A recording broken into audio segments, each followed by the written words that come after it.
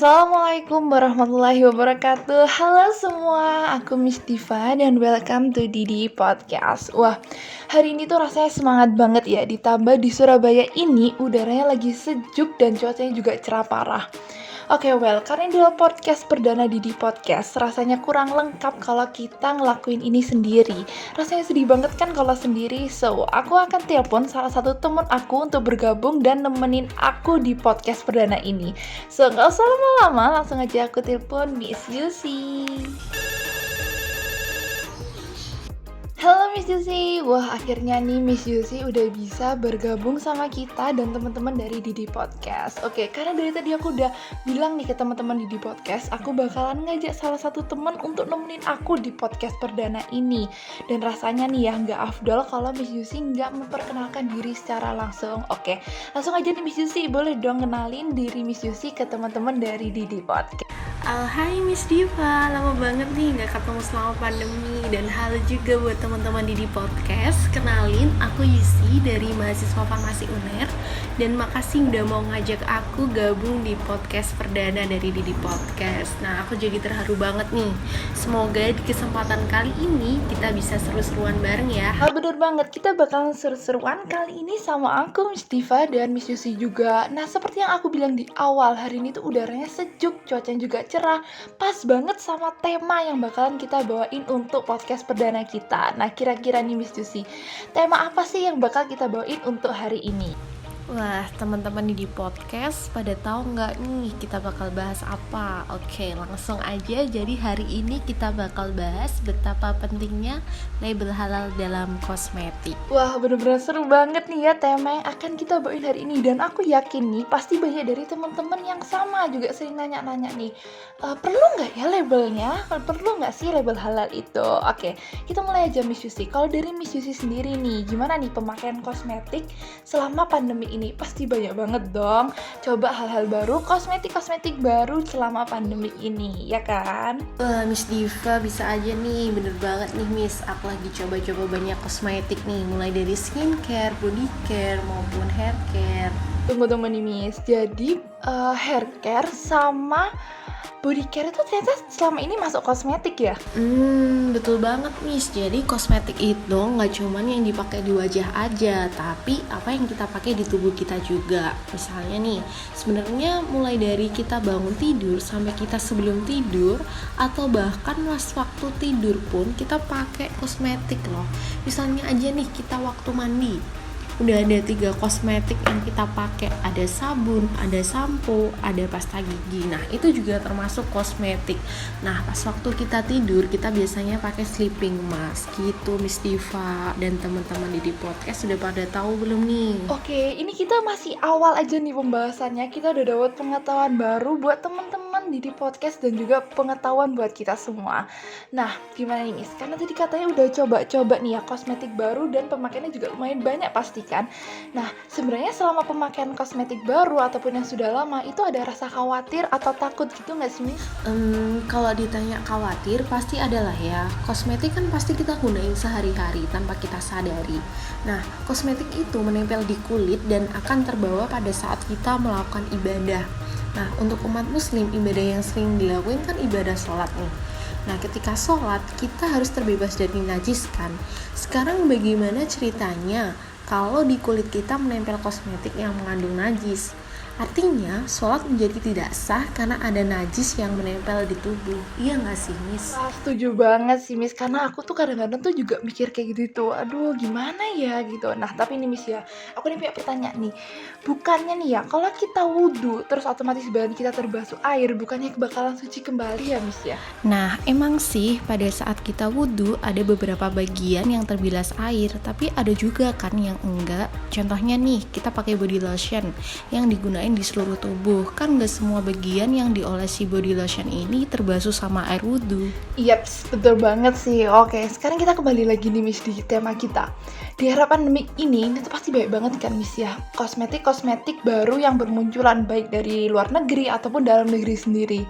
Tapi nih Miss ya, sayang banget sih masih banyak teman-teman kita yang sebagai seorang muslim nih ternyata kurang paham nih betapa pentingnya label halal dalam suatu kosmetik. Aduh sayang banget gak sih Miss? Ini nih masalahnya, jangankan label halal, kosmetik yang belum ber-BPOM pun mereka pakai. Terus mereka juga merasa aman-aman aja gitu.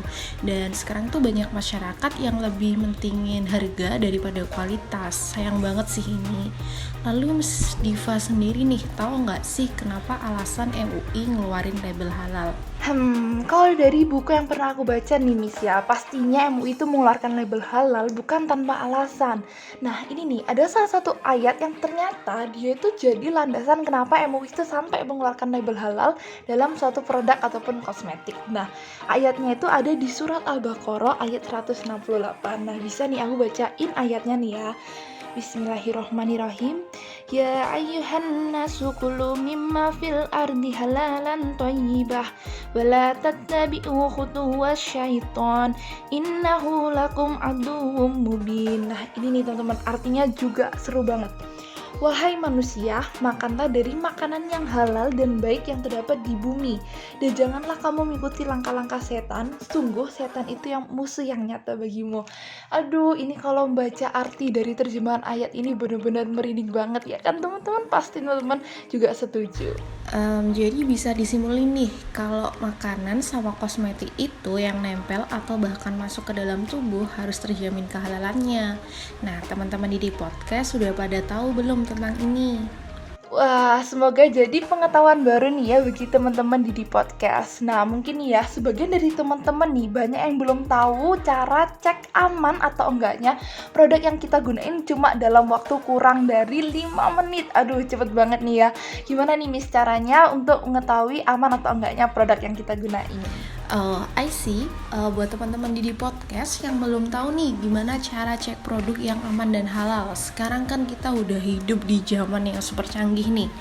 Kalian bisa langsung buka handphone kalian, terus kalian pergi ke Google, kalian bisa langsung pergi ke webnya Halal MUI sama ke cek BPOM.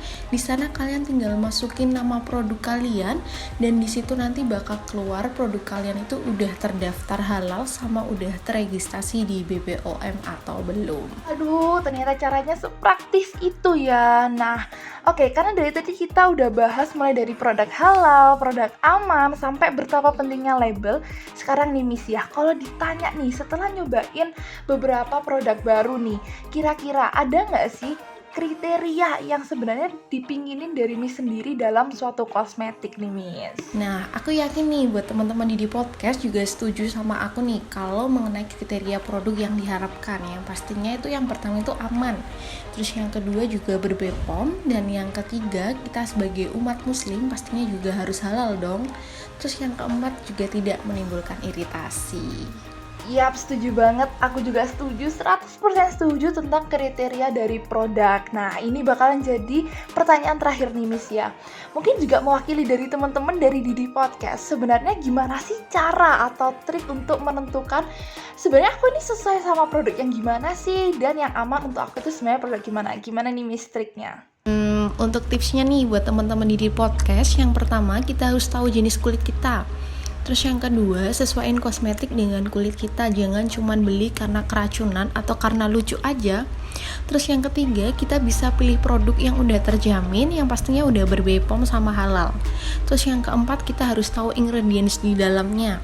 Yang terakhir, dan ini yang gak kalah penting, juga harus tahu cara penyimpanan seperti tahu expired date sama period after opening. Nah, bener banget nih teman-teman, jangan sampai kita beli produk hanya karena ingin tahu. Oke, karena gak kerasa nih, kita udah bicara panjang lebar selama 10 menit, rasanya bakal panjang banget kalau diterusin. Well, aku juga mau bilang terima kasih banyak sama Miss Yusi yang udah nemenin dari awal sampai akhir bareng teman-teman dari Didi Podcast. Semoga kita ketemu di lain kesempatan. Bye-bye Miss Yusi. Oke. Oke Miss, sampai jumpa lagi Miss Diva dan teman-teman di podcast. Semoga ilmunya bermanfaat, semoga kita bisa berjumpa lagi. Jangan lupa jaga kesehatan. Wah, bener banget kan? Sesuai sama yang aku bilang di awal kalau tema hari ini tuh bakalan seru banget. Nah, aku juga mau ucapin terima kasih sama teman-teman di podcast yang udah nemenin aku di episode perdana ini. Nah, sebelum kita bener-bener berpisah nih ya, aku ada sedikit pantun. Jalan-jalan ke pasar Pucang, jangan lupa beli tomat. Meski jarak antar kita menghadang, semoga kita selalu sehat. Saya Miss Diva, pamit undur diri dan selamat bertemu di episode selanjutnya.